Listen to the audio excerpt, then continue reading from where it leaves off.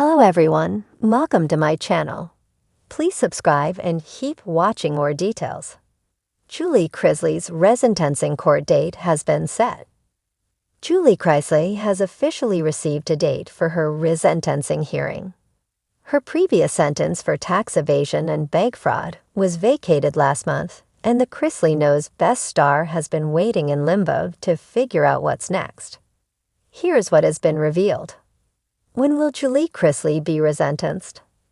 A federal judge scheduled Julie Chrisley's new hearing date for September 25. The hearing will occur in the federal court building in downtown Atlanta.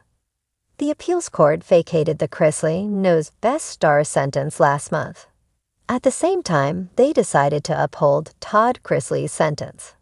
He is currently serving 12 years in a federal prison located in Florida. Julie was sent to a prison in Lexington, Kentucky. Todd and Julie Chrisley, along with their accountant Peter Tarantino, were found guilty of conspiring to defraud banks and the IRS. They are said to have lied about their net worth to receive millions of dollars in loans from small banks. Combined, the trio is set to serve 15 years in prison. Channel 2 Action News was the first to start investigating the Chrisleys in 2017. The outlet learned that Todd Chrisley was allegedly evading state income taxes in Georgia. Then, a year later, court documents showed that the Chrisleys actually owed around $800,000 in tax liens. Initially, Todd and Julie were sentenced to a combined 19 years, 12 years for Todd and 7 for Julie. However, their sentences were reduced in September 2023. Now this September, Julie Chrisley will receive a new sentence. Could Julie be released from prison before the holidays? Their daughter, Savannah Chrisley, has been holding out hope that her mom might be home for the holidays. Many people think Savannah is being delusional in thinking that her mom would be home that soon. Others hope that Julie Chrisley is released on the day of her resentencing, which could technically be possible. One person on Reddit did some quick math and pointed out that she may receive 3 years off her original sentence. Julie got 7 years. 3 of those years were for fraud. If those are removed then, it's 4 years with her good behavior, 16 months off. Sept will be 21 months, could be done.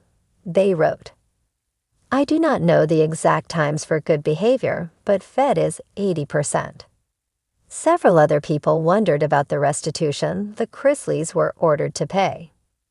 It is possible that if the restitution is paid, Julie Chrisley could be looking at an early release, especially with good behavior. Another person suggested that it could equal no time off her prison sentence and simply an adjustment to the restitution order. Always possible the judge could shave a little time off just as a mea culpa, but I really do not expect a significant change in her current living situation unless the prosecutors suddenly have a massive change of heart. One Reddit user commented, "The air inside the Chrisley family home hung heavy with anticipation, like the deep silence before a storm. The moment they both feared and hoped for had arrived. Julie Chrisley's resentencing court date had officially been set." The news came not through a dramatic television announcement or social media leak, but rather a quiet phone call from her attorney to Savannah. One that left her gripping the kitchen counter for balance. She has to go back to court. July 29th, Savannah whispered to Chase, her voice trembling despite her best efforts to stay strong. Chase blinked. That's 2 weeks away. 13 days, Savannah corrected him automatically. She had already counted, twice. Julie Chrisley, the once glamorous matriarch of Chrisley Knows Best, had been serving time at the Federal Medical Center in Lexington. While her sentence had technically begun over a year ago, her days were marked not by freedom lost, but by the aching uncertainty of whether it could somehow be regained. A petition had sparked a new wave of hope, a request for a reduced sentence, citing her declining health, good behavior, and a controversial ruling that may have swayed the original conviction. Now the system was giving her a second chance. Or at least a cell. Julie sat on her bunk, back straight, her Bible open in her lap, but her eyes not reading. Her roommate, a quiet older woman who had once been a nurse, respected the unspoken tension in the room. Julie had just hung up the phone. The call had lasted only 3 minutes, but the implications were profound. The date set, Julie said softly, July 29th. The nurse looked up from her knitting. Then you better start praying harder than ever. Julie offered a faint smile. I never stopped. The days that followed were a mixture of planning and emotional reckoning. Savannah contacted their attorney team immediately and arranged a whirlwind of meetings. She also began coordinating a media strategy, nothing splashy, just controlled and respectful. The last thing they needed was for the judge to think they were leveraging the court for reality TV-style attention. Behind closed doors, however, Savannah was a tornado of emotions. She paced constantly. She cried. She watched old episodes of their show, and sometimes she recorded voice memos to her mom, even though Julie wouldn't hear them until much later. I need you back, Mama, she said into her phone one night. I've been holding it all together for so long, but I'm so tired. So tired of pretending I'm not scared. Just come home. Todd Chrisley, still incarcerated himself, learned of the court date through his own legal team. The news spread across the prison like wildfire. Chrisley was getting a shot at a resentencing. Some inmates offered support. Others, predictably, muttered that it was another example of fame buying mercy. Todd ignored the noise. He sat on his bunk, gripping a picture of Julie and the kids, and whispered a prayer into the quiet hum of fluorescent lights. God, if you move any mountains, move this one. Meanwhile, the court prepared its docket. Federal Judge Eleanor Myrick, known for her impartiality and piercing intellect, would preside.